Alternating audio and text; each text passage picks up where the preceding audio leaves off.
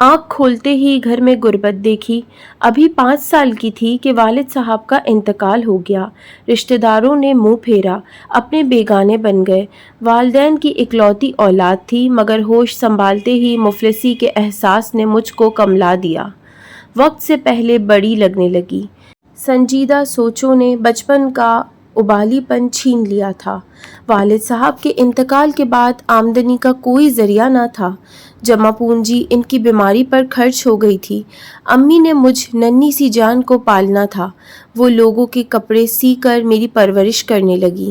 वालिद साहब विरसे में सिर्फ एक मकान छोड़ गए थे जिसमें हम लोग रहते थे। अम्मी जान ने सख्त मेहनत की और मुझको परवान चढ़ाया। बीए तक तालीम दिलवाई और हर मुमकिन ख्वाहिश पूरी की। जब मैंने बीए पास कर लिया तो अम्मी जान से कहा, अब आप लोगों के कपड़े ना सिया करें, मैं सर्विस करूंगी, अब आप आराम करें। बेटी, मैंने तुमको तालीम इसलिए नहीं दिलवाई कि तुम नौकरी करो। मैं चाहती थी कि तुम तालीम याफ्ता हो जाओ ताकि तुम्हारे अच्छे रिश्ते आएं। मेरी अब एक ही ख्वाहिश है कि तुम्हारे हाथ पीले कर दूं। मैंने तेरे जहेज़ के लिए कुछ रकम इकट्ठी कर रखी है। एक मसहरी, 2-4 बर्तन और चंद जोड़े कपड़े तो दे ही सकती हूँ। माँ की बात सुनकर दिल ही दिल में सिमट कर रह जाती कि मेरी भोली अम्मी को ये अंदाज़ा नहीं है आजकल किस कदर महंगाई है। जो रकम इन्होंने इकट्ठी कर रखी थी, इसमें तो शादी का एक बनारसी जोड़ा भी मुश्किल से खरीदा जा सकता था। एक दिन मेरी खाला अपने बेटे एहसन का रिश्ता लाईं। अम्मा ने इनका मंशा सुनते ही साफ इनकार कर दिया, बल्कि इनको बेभाव की सुना दी कि तुम्हारे पास है क्या, किराए के मकान में रहती हो और अभी एहसन की नौकरी भी नहीं मिली, फिर तुम किस मुंह से मेरी बेटी का रिश्ता मांगने आ गई हो। खाला बेचारी मुंह बसोड़ती चली गईं। इनके जाने के बाद मैंने अम्मी जान से कहा, माँ, आपकी वो सगी बहन है, आपने इनको यूं दुत्कारा जैसे गुर्बत कोढ़ का मर्ज हो।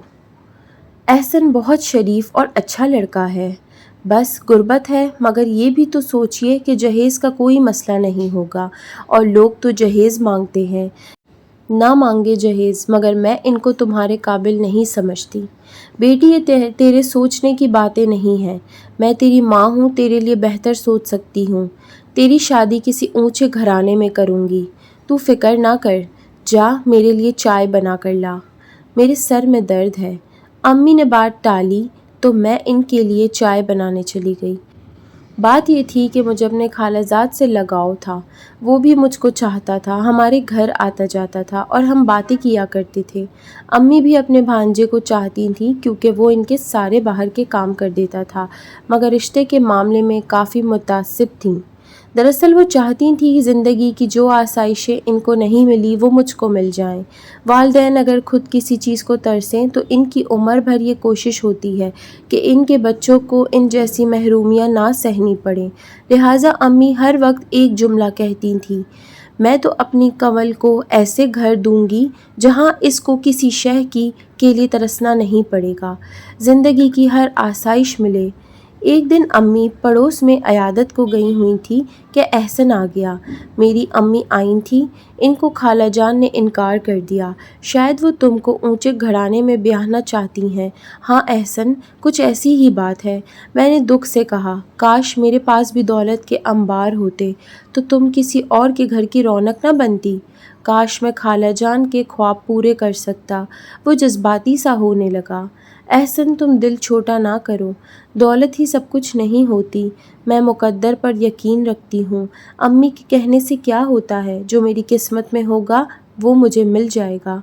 ये सुनकर मेरे खालाजाद की आंखें भीग गईं। वो अफसुर्दगी से कहने लगा, कवल दुआ करो कि किस्मत हम पर मेहरबान हो जाए। ये कहकर वो चला गया। इसके जाते ही वालदा घर में दाखिल हुई। मैं किचन में चाय बना रही थी। अम्मी ने खुश होकर कहा, कवल, खाला ज़ैनब मिली थी, तुम्हारे लिए बड़ा अच्छा रिश्ता बताया है। लड़का दुबई में होता है और वो लोग शाम को तुमको देखने आ रहे हैं। तुम ज़रा नहा धोकर बाल संवार लेना और अच्छे कपड़े पहनकर सामने आ जाना। اگر چاند سی ہوں تو پھر سجنے سورنے کی کیا ضرورت ہے، ویسے ہی ہر حال میں اچھی لگوں گی، دل میں کہا، مگر ماں کے سامنے زبان کھولنے کی جرأت نہ ہوئی۔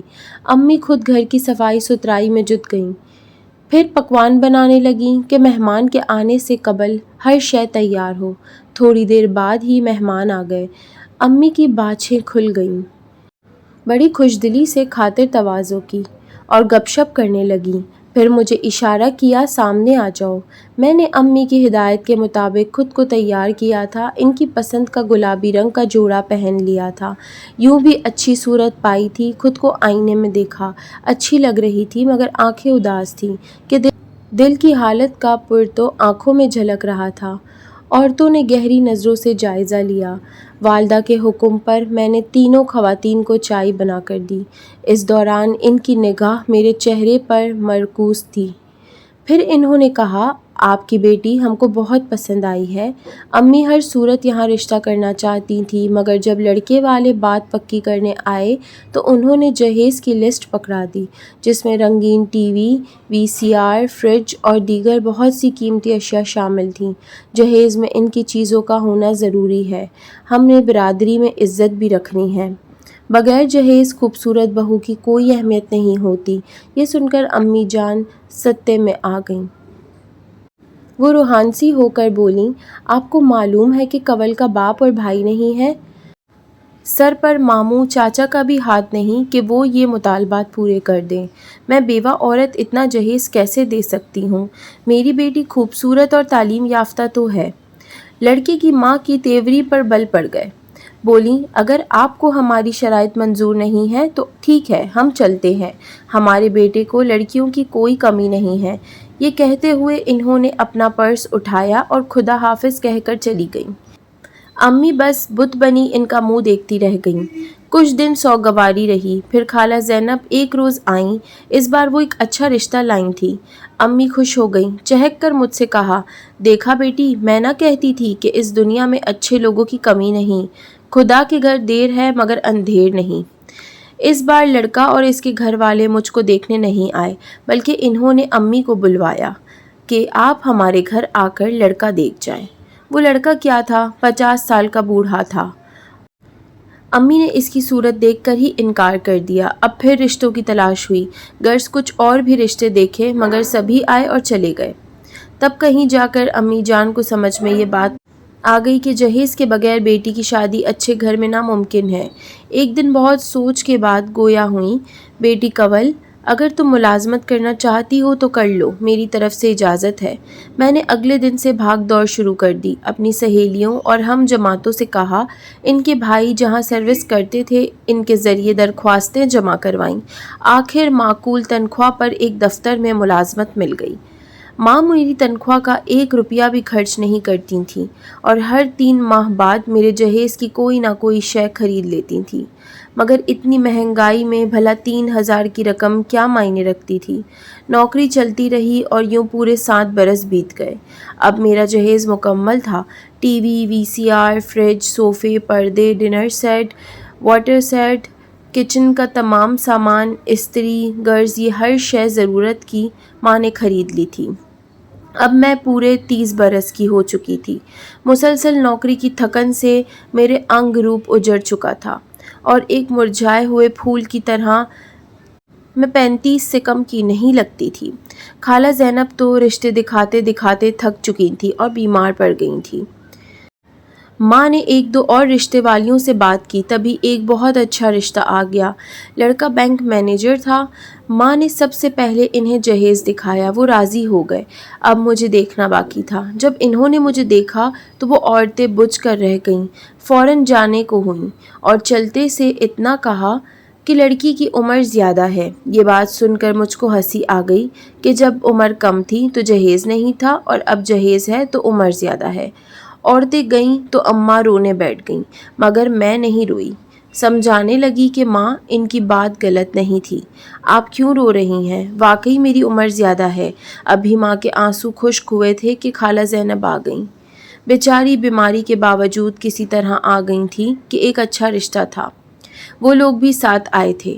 امی نے ان کو اندر بٹھایا اور مجھ کو چائے لانے کو کہا۔ جانے مجھ کو یکدم کیا ہوا کہ میرا سر گھوم گیا۔ کبھی ماں کے آگے نہ بولی تھی، کبھی ان کی حکم عدولی نہیں کی تھی، مگر اس بار پیمانہ صبر لبریز ہو گیا اور ان کے سامنے جانے سے صاف انکار کر دیا۔ میں نے امی جان کے آگے ہاتھ جوڑ کر کہا، ماں میں شوکیس میں رکھا ہوا کھلونا نہیں ہوں کہ جب چاہا پسند کیا اور جب پرانا ہوا تو گلی میں پھینک دیا۔ میں ہرگز ان ہوس پرستوں لوگوں کے سامنے نہ جاؤں گی۔ یہ لوگ سارے ایک جیسے ہی ہیں۔ ماں نے نہایت بے چارگی سے مجھ کو دیکھ کر کہا، بیٹی آخری مرتبہ میری عزت رکھ لے، پھر کبھی کسی کے سامنے نہ جانا۔ یہاں میں پر امید ہوں، اب کی انکار نہ ہوگا۔ تبھی میں نے زہر کھند لہجے میں کہا، ماں آپ تو آج سے 7 برس پہلے بھی پر امید تھیں۔ خیر امی کی حالت غیر دیکھ کر میں نے اپنے حواس قابو میں کیے، بال سنوارے اور ان کے سامنے چائے کی ٹرے لے کر چلی گئی۔ تبھی لڑکی کی بہن نے لب کھولے، امی لڑکی تو پیاری ہے، ہاں مگر عمر ذرا زیادہ ہے، اس کی ماں نے جواب دیا۔ یہ ہمارے منور سے بڑی ہوگی۔ یہ سننا تھا کہ میرے کان جھنجھنا اٹھے، مجھ پر جنونی کیفیت طاری ہو گئی۔ وہ تو چلی گئیں مگر میرا غصہ آسمان سے باتیں کرنے لگا۔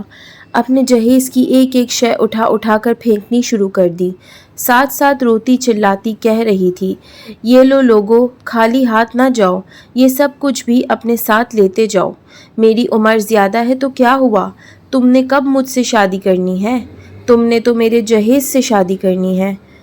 تم ہی لوگوں کے مطالبے پر تو میں نے اپنی زندگی کے 7 خوبصورت خواب بھرے قیمتی سال ضائع کیے۔ اب میری عمر زیادہ ہے تو کیا ہوا، میرا جہیز بھی تو زیادہ ہے، تو اب میرے جہیز سے کرو شادی۔ میں اسی طرح بک رہی تھی، رو رہی تھی کہ خدا کی قدرت خالہ اور احسن آ گئے۔ مجھ کو جو پاگلوں کی طرح روتے بلکتے دیکھا، حیرت کی تصویر بن گئے۔ آخر خالہ نے معاملہ سمجھ کے مجھ کو گلے سے لگا لیا اور بولی، احسن دبئی چلا گیا تھا، بہت دولت کما لایا ہے، اب ہم غریب نہیں رہے۔ اب تم کیوں پھوٹ پھوٹ کر رو رہی ہو؟ خالہ نے امی کو روتے دیکھ کر کہا۔ احسن نے آگے بڑھ کر ماں کو سنبھالا، بولا، خالہ جان مت روئیں، میں آ گیا ہوں نا، مجھ کو کام بتائیں، حکم کیجیے کیا کرنا ہے۔ میں نے کنول کی شادی کرنی ہے اور اس کا کوئی موزوں رشتہ نہیں مل رہا بیٹے، اسی لیے رو رہی ہوں۔ کیا میں آپ کی آرزو پوری نہیں کر سکتا؟ خالہ جان اب تو میں نے روپیہ کما لیا ہے، کیا اب بھی آپ مجھ کو کنول کے قابل نہیں سمجھتی؟ تبھی امی جان نے آگے بڑھ کر اس کی پیشانی چوم لی اور کہا، بیٹے مجھے معاف کر دو، میں نے تم پر اور کنول پر بڑا ظلم کیا ہے، مگر جوڑے آسمان پر بنتے ہیں، شاید کنول کی قسمت میں تم ہی تھے۔ یہ سن کر خالہ کا چہرہ کھل گیا، بیٹے سے مخاطب ہوئیں، احسن میں نہ کہتی تھی جو قسمت میں لکھا ہو وہ ضرور ملتا ہے، اور تمہاری قسمت میں کنول کا ساتھ لکھا تھا۔ تب میں سوچ رہی تھی کہ شاید میرا جذبہ بھی احسن کی طرح ہی سچا تھا کہ اتنی مدت گزر گئی مگر ہم ایک دوسرے کے لیے غیر شادی شدہ ہی رہے، اور آج راستے کی تمام دیواریں گر گئی تھیں۔ میری روتی آنکھیں مسکرانے لگیں اور مجھ کو اپنی قسمت پر ناز ہوا۔ اچھا ہی ہوا کسی اور نے مجھ کو پسند نہیں کیا، ورنہ میں اور احسن کب مل سکتے تھے۔ اگر آپ لوگ کو میری یہ کہانی پسند آئی ہو تو میرے چینل کو سبسکرائب کرنا نہ بھولیے گا، لائک کر کے کامنٹ سیکشن میں ضرور بتائیے گا آپ لوگوں کو کیسی لگی۔ اللہ حافظ۔